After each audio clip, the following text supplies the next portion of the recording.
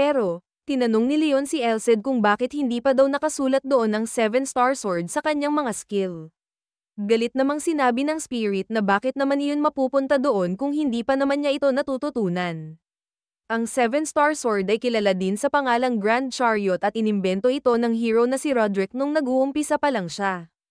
Sinabi din na matatawag mo lang na master ang iyong sarili kapag nagawa mo na ng sunod-sunod ang 7 uri ng arcane swordsmanship.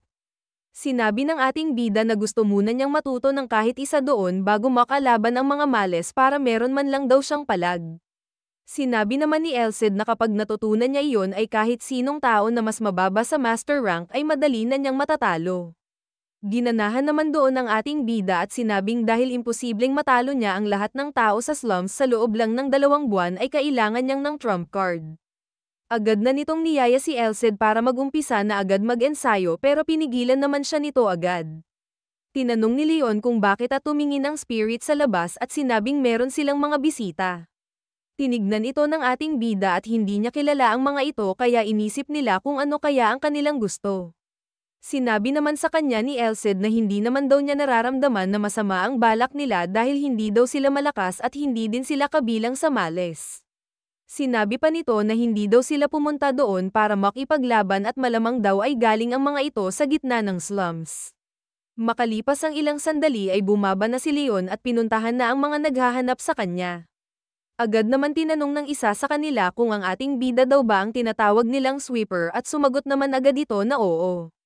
Nanghingi ng tawad ang isa at sinabing kaya daw sila pumunta doon ng ganun oras ay dahil sa utos ng kanilang boss. Nung tinanong ni Leon kung sino ang boss na tinutukoy nila ay bigla na lang silang pumorma at sinabing kabilang sila sa isang gang na nagngangalang Bastard. Bigla namang naisip ng ating bida na narinig na niya ang gang na iyon nung nag-imbestiga siya sa slums at ito daw ay pinamumunuan ni Can the Fang at isa siya sa 3 pinakamalakas na individual sa slums. Sinabi daw sa kanila ng kanilang boss na pilitin daw nila si Leon para sumama sa kanila pero kung ayaw daw nito ay hayaan na lang nila. Sasabihin pa lang sana ng isa sa mga alalay na hindi iyon uubra sa kanila at kailangan talagang sumama sa kanila ni Leon ay pumayag ito agad ng walang palag. Hindi naman makapaniwala doon ang mga siraulo pero inisip lang ng ating bida na meron sigurong pinaplano si Can at kailangan niya itong malaman. Pag napalapit din daw siya sa kanilang boss ay madali na siyang makakagalaw sa loob ng slums dahil pag binanggit niya ang pangalan ni Can ay hindi na siya pakikialaman doon. Habang naglalakad papunta sa kanilang base ay inisip ni Leon na meron siguro itong ipapagawa sa kanyang quest na hindi masyadong tinatanggap ng ibang mga adventurer. Napangiti ito dahil maganda daw na pagkakataon iyon dahil kung gagamitin ni Can ang ating bida ay gagamitin din niya si Can. Malapit na silang dumating at tinuro ng isa ang direksyon kung saan sila pupunta. Dahil nagmamadali ang tao sa kanyang likod ay nagkabungguan ang dalawa at makikita natin na hindi natuwa doon ang may benda sa mukha. Agad niya itong pinagsisipa at tinanong kung bakit hindi siya tumitingin sa kanyang dinadaanan. Meron na sanang gagawin doon ang ating bida pero agad naman siyang pinigilan ng Elcid dahil kailangan daw niya itong tiisin. Kailangan daw niyang matutunan kontrolin ang kanyang emosyon dahil kung pinakita niya ang galit na iyon sa kanilang leader ay wala na agad siyang mapapala sa kanya at pwede pang mapahamak ang ating bida. Huminga na ng malalim si Leon at makalipas ang ilang sandali ay sinabi niya sa spirit na ayos na siya at mag-iingat na siya simula ngayon. Dumating na sila sa lugar ng mga bastard at napansin nila na sobrang dumi doon at pinaninindigan daw talaga nila ang kanilang mga pangalan. Bigla namang napatigil ang ating bida dahil hindi nito napansin na nasa likod na pala niya si Can at tinanong nito kung si Leon ba ang tinatawag nilang sweeper. Dahil sa sobrang pressure ay inakala ng ating bida na kalaban ang tao sa kanyang likod at inatake niya ito para makalayo. Sinalag ito ni Can gamit lamang ang kanyang kamay at nakangiting sinabi na hindi daw bagay kay Leon ang pangalang sweeper. Pumorma agad si Can para suntukin si Leon at inisip lang ng ating bida na mamamatay na siya doon. Hindi naman ito pinatama ng boss at inisip ni Leon na grabe daw ang lakas nito at kung tinuloy niya ang suntok ay kaya nitong tanggalin ang kanyang ulo. Hindi naman nagpanik ang ating bida at tinanong lang ang boss kung siya ba ang tinatawag nilang Can. Natuwa naman doon ang boss at sinabi na malakas ang loob ni Leon at siya na ang kanyang pipiliin. Nagtaka naman doon ang ating bida at habang pinupunasan ang dugo sa kanyang ilong ay tinanong nito kung para saan siya nito napili. Sinabi sa kanya ni Kan na para ito sa kanyang request at kung magawa daw niya ito ay ibibigay nito ang gusto ng ating bida. Tumingin ito kay Leon at sinabing alam daw nito ang kanyang gusto dahil nag-background check na siya sa ating bida. Sinabi nito na galing sa Royal Academy si Leon at siya ang habang buhay na second place ng mga commoner. Ang mga tumalo sa mayayabang ng noble sa kanilang academy at pagkatapos umalis doon ay dumiretso na sa Blaine para maging isang adventurer at ginagawa ang mga quest na hindi gusto ng iba. Alam daw nito na wala siyang balak maging isang knight dahil hindi niya gustong sumunod sa mga noble. Ginawa daw niya ang mga hindi sikat ng quest para mapansin siya ng mga tao at iyon ang rason kung bakit siya naging C-rank agad kahit 2 pa lang na misyon ang kanyang natatapos. Hindi naman nakapagsalita doon ang ating bida dahil hindi naman talaga tama ang mga sinabi ni Kan. Dinagdag pa nito na kung pera lang ang kanyang gusto ay hindi niya gagawin ang mga quest na iyon at isa lang ang layunin nito simula umpisa pa lang. Ang gusto daw ni Leon ay ang sumikat dahil walang magagawa doon ang mga noble at hindi importante kung isa ka lang commoner basta ikaw ay sikat. Ngumiti ito at sinabi kay Leon na kung tatanggapin nito ang kanyang request ay kaya niyang gawin ang gusto ng ating bida. Naisip naman ni Leon na kahit mali ang iniisip ni Kan ay hindi na niya ito kailangan sabihin. Baka daw pagdating ng araw ay maging kaaway niya ito at kailangan na niyang mapalapit dito ngayon pa lang.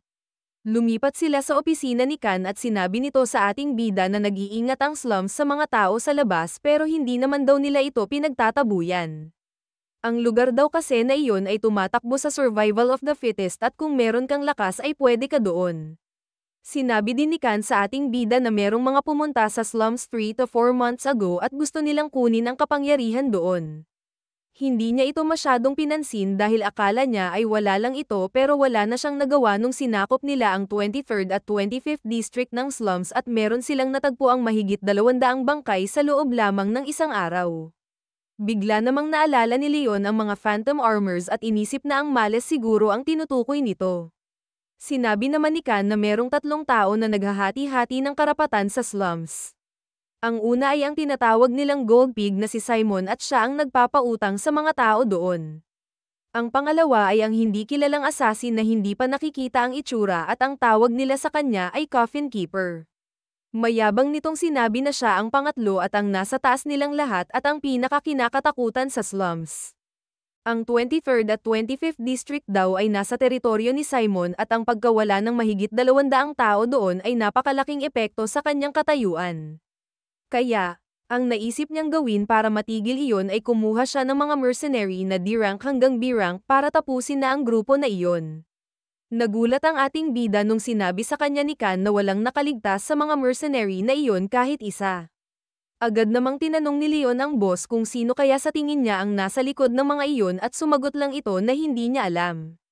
Napaisip ang ating bida kung bakit hindi kumikilos ang Empire kahit na sobrang dami ng tao ang namamatay at nadamay pa ang napakaraming mercenary. Inisip din nito na konektado ang storya ni Kan sa abandonadong mansyon na kanyang pinuntahan. Bigla namang nagsalita si Kan at sinabing ang lahat daw ng sumubok na lumapit sa kanila ay namatay na maliban sa kanya. Dahil sa takot ay malamang ay wala nang gagawin ang Gold Pig at manunood na lang ang Coffin Keeper sa gilid hanggang matapos ang lahat at ang mga alagad naman ni Kan ay ayaw ng gera. Tinuro nito ang ating bida at sinabing iyon ang dahilan kung bakit siya nito pinatawag. Napansin naman agad ni Leon ang balak ng boss at sinabing alam niya na hindi siya nito inuutusang pumatay kaya ang balak daw nito ay mapansin ng guild ang kalokohan ng kung sino man ang gumagawa ng gulo sa slums. Nakangiti namang sinabi ng boss na lalo nitong nagustuhan ang bida at tinanong kung ayaw ba niyang magtrabaho para sa kanya. Agad namang tumanggi doon si Leon at sinabi lang na wala siyang balak dahil hindi siya mahilig sa mga gang. Makalipas ang ilang sandali ay pumayag na din ang ating bida sa gusto ni Kan at tinanong kung ano ang plano niya para mapansin ito ng guild.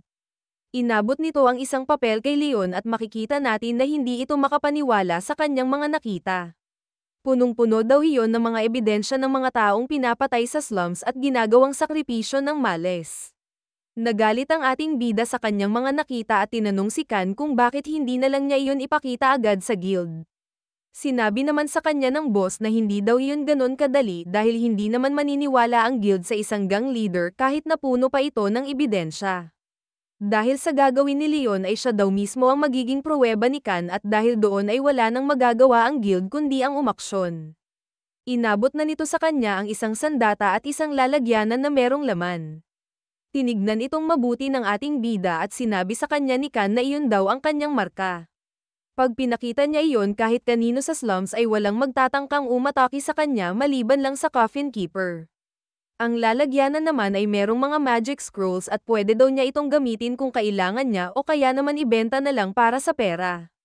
Sinabi sa kanya ni Kan na pwede na daw niyang isipin na iyon ang kanyang advance payment para sa kanyang trabaho. Lumipas na ang araw at makikita natin na nakabalik na sa kanyang kwarto ang ating bida. Tinanong nito kay Elsed kung meron bang kakaiba sa mga nabasa nilang dokumento kanina at sinabi lang nito na ang konti. Pero, kailangan pa muna nilang mag-imbestiga dahil kung mapansin agad sila ng Males ay hindi na mangyayari ang plano ni Kan. Inisip ni Leon na mahihirapan silang pasukin ang lugar na iyon dahil hindi nga umubra doon ang napakaraming mercenary. Bigla namang tumayo ang ating bida at sinabing kakailanganin nila ng tulong ng isang tao na hindi pera ang habol at mapagkakatiwalaan niya ng buo. Napatingin naman sa kanya si Elsed at tinanong kung saan naman siya makakahanap ng ganong klaseng tao sa lugar na iyon. Sinabi nito na isa lamang ang lugar sa Blaine kung saan sila makakahanap ng ganong tao at tinuro sa kanila ni Rize kung saan ito matatagpuan. Pagdating ng kinabukasan ay makikita natin na hindi makapaniwala ang dalawa sa kanilang nakita dahil hindi nila inaasahan na ganon ang itsura ng Holy Church doon. Nagtaka si Leon at tinanong si Elsed kung bakit daw kaya sa lugar na iyon sila nagtayo ng isang simbahan. Sinabi nito sa kanya na walang problema sa mga cleric kung saan sila mapunta dahil iyon ang turo sa kanila ng simbahan. Hindi sila nasisilaw sa pera at ang pinaniniwalaan lang nila ay ang kanilang goddess.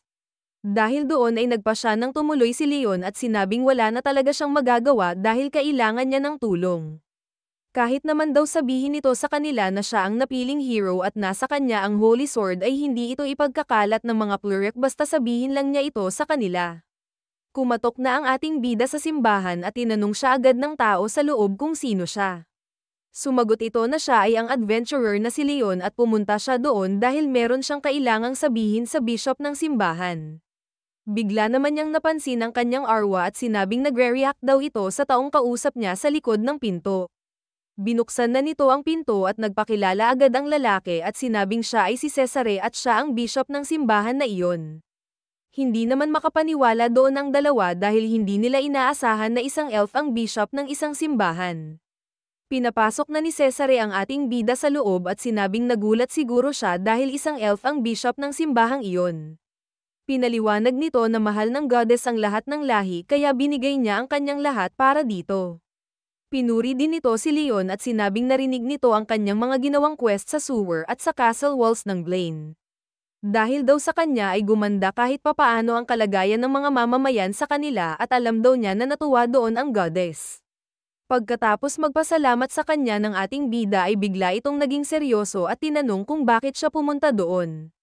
Nilagay ni Leon sa lamesa ang papel na binigay sa kanya ni Kan at sinabi sa bishop na kailangan niya itong basahin.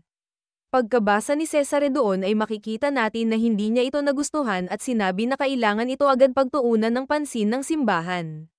Pero, ang problema daw nila ay ang pinagmulan ng balitang iyon.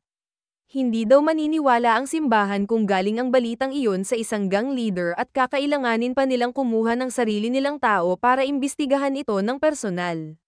Ang problema lang doon ay matatagalan daw ang kanilang proseso at wala silang mapapala kung maghihintay lamang sila. Tama daw ang bishop at sinabi pa ni Leon na kailangan na niyang imbestigahan ang 23rd at 25th district ngayon kaya tinanong niya kung meron bang mga tao sa simbahan ang makakasama sa kanya para gawin iyon. Napaisip naman ng elf at nanghingi ng tawad sa ating bida dahil wala daw sa simbahan nilang iyon ang marunong makipaglaban. May iba daw na marunong ng hilang at support pero ang sa tingin daw niya ay hindi sila makakatulong kay Leon. Sasuko na sana ang ating bida sa ideyang iyon pero seryosong sinabi ni Cesare na dahil masyadong masama ang nangyayari ay siya na mismo ang sasama sa kanya. Hindi makapaniwala ang dalawa na ang bishop mismo ang sasama pero sinabi lang nito na pwede naman niyang ipasa ang mga gawain niya doon sa simbahan sa iba niyang mga kasama. At kahit daw isa siyang bishop ng simbahan ay hindi ibig sabihin noon na hindi siya marunong makipaglaban. Tinignan lang ng mabuti ni Leon ang elf at inisip na kakayanin ba talaga nito na sumama sa kanya para imbestigahan ang males. Pinakita ni Cesare sa ating bida ang kanyang kamay na puro sugat dahil sa kakaensayo at tinanong kung sa tingin ba talaga niya ay wala siyang matutulong sa kanya. Ginamit nito bigla ang aura fire at nangyayari lang daw ito kapag naabot mo na ang hangganan ng iyong aura kaya lumalabas ito at sinusunog ang nasa kapaligiran nito. Sinabi ni Elsed na dahil sa bilis niyang napalabas iyon ay sigurado ito na na-master na niya ang teknik na iyon at gawa ito sa napakaraming experience sa laban. Hindi lang daw siya basta-bastang bishop ng simbahan dahil kung ikukumpara ay halos kasing lakas nito si Kan. Inalis na ni Cesare ang kanyang aura fire at tinanong kay Leon kung papasa ba siya at sinabing gagawin niya ang lahat para hindi maging pabigat. Napakamot naman agad ang ating bida at sinabi sa bishop na sigurado daw siyang kaya niya ito at baka nga siya pa daw ang maging pabigat sa kanilang dalawa. Nabanggit din ng elf na isa siyang miyembro ng Holy Iron Chain 50 years ago pero isa na lamang daw siyang writer-adong sundalo ngayon. Hindi naman makapaniwala doon si Leon dahil kabilang daw pala ang bishop sa pinakamalakas na puwersa sa kanilang kontinente dati. Kinamayan na nito ang elf at sinabi na masaya siya na sumama ito sa kanya at kung pwede daw ay umalis na sila ngayon din. Sinabi ni Cesare na kukunin lang daw niya ang kanyang sandata at hintayin na lang daw siya ni Leon sa labas ng simbahan. Habang palabas ay natutuwang inisip ng ating bida na maswerte daw siya na dating miyembro ng Holy Iron Chain ang sasama sa kanya at ang sa tingin niya ay meron siyang isang batalyong kakampi. Nagtaka din ito kung ano kaya ang kukunin nitong sandata at inisip na baka isa itong pana na bagay sa isang sundalong elf. Pinigil naman agad ni Elsed ang inaakala ni Leon at tinanong kung hindi daw ba nito nakita ang mga kalyo sa kamay ng bishop. Paglabas nito ay makikita natin na daladala niya ang isang malaking chain mace. Bumwelo agad ito at inatake ang malaking bato na nandoon at sinabing matagal na niyang hindi nararanasan ang makipaglaban. Pero kahit gaano na daw siya katagal na hindi knight ay hindi pa rin niya nakakalimutan na kailangan niyang wasakin ang mga masasamang tao at pati na rin ang kanilang mga kasalanan. Nakadating na ang dalawa sa slums at habang naglalakad ang ating bida ay tinanong nito si Elsed kung nakakasunod ba sa kanila ang bishop. Sinubukang hanapin ni Leon ang presensya ni Cesare at meron siyang kakaibang naramdaman dahil nahahanap niya ang elf gamit ang aura sense pero hindi daw niya ito mahanap kung gagamitin lang niya ang kanyang normal na pakiramdam. Pinaliwanag ni Elsed na isa daw iyong skill na binubura ang presensya ng isang tao gamit ang aura at ang tawag dito ay aura skill. Nagtaka naman doon si Leon at tinanong kung bakit niya nakikita ang kanyang presenya gamit ang kanyang aura sense. Malamang daw ay dahil ito sa uri ng aura ni Cesare dahil kung naaalala ni Leon ay sun ang attribute ang kanyang aura at ang sa bishop daw siguro ay moon. Bigla namang napaisip ang ating bida kung isa lang ba iyong pagkakataon o kaya naman ay tinada na talaga silang magkita ng elf. Makalipas ang ilang oras ay nakadating na din sila sa harap ng 23rd District. Bigla namang sinabi ni Elsed na sobrang laking tulong ng binigay sa kanilang sandata ni Kan na merong tatak ng kanyang grupo. Lahat daw ng mga gang members sa slums ay mabait silang pinadaan nung nakita nila na hawak ng ating bida ang sandata na kabilang sa mga bastards. Hindi makapaniwala si Cesare na wala silang naging problema sa pagpunta sa 23rd District at sinabi kay Leon na tama daw talaga ang mga magaganda niyang narinig tungkol sa kanya. Dahil daw sa kanya ay mabilis mapaparusahan ng elf ang mga masasamang taong gumawa noon. Sinabi ng ating bida na nasa teritoryo na sila ngayon ng males at delikado kung maglalakad-lakad lang sila sa taas kaya dadaan muna sila sa sewer. Habang naglalakad ay bigla na lang silang napatigil at sinabi ni Cesare kay Leon na huwag siyang maingay dahil meron siyang naririnig. Narinig nila galing sa taas ang isang lalaki na sinabing hindi nila naabot ang kailangan nilang mapatay dahil meron isang pumiglas. Kailangan pa daw nilang magdagdag ng 12 pa pero okay na daw siguro ang 70 para sa isang araw. Sinabi pa nila na kahit itapos nila ang mga bangkay pagputok pa lang ng araw ay aabutin pa rin sila ng gabi bago matapos ang kanilang ritual. Makikita natin na sobrang galit ng dalawa sa kanilang mga narinig at inisip na sumugod na agad sa taas. Bago pa lang nila iyon magawa ay sinabi na ng bishop na mauuna na siya at walang pangambang tumalon papunta sa taas. Sa isang iglap ay ginamit niya ang kanyang sandata sa dalawang siraulo at madali itong natalo. Gumapang naman papunta sa taas si Leon para sumunod at sinabi sa kanya ni Cesare na alam daw niya na kailangan nilang hindi magpakita pero hindi na daw niya ito matiis. Bigla na lang gumalaw ang isang miyembro ng Males sa harap ng bishop kaya bigla niya itong inatake agad. Nagtaka naman ito dahil napansin niya na hindi tumalab doon ang kanyang atake. Tumawa lang ang siraulo at sinabi nito na hindi tumatalab sa kanya ang mga ganong atake dahil sa kanyang external armor. Bigla itong sumigaw at sinabing ang lakas ng loob nila para pasukin ang kanilang lugar at sakto daw ang kanilang pagdating dahil kulang sila sa mga taong isasakripisyo. Meron pa sana itong sasabihin pero makikita natin na napatigil ito sa pagsasalita dahil bigla na lang napugot ang kanyang ulo.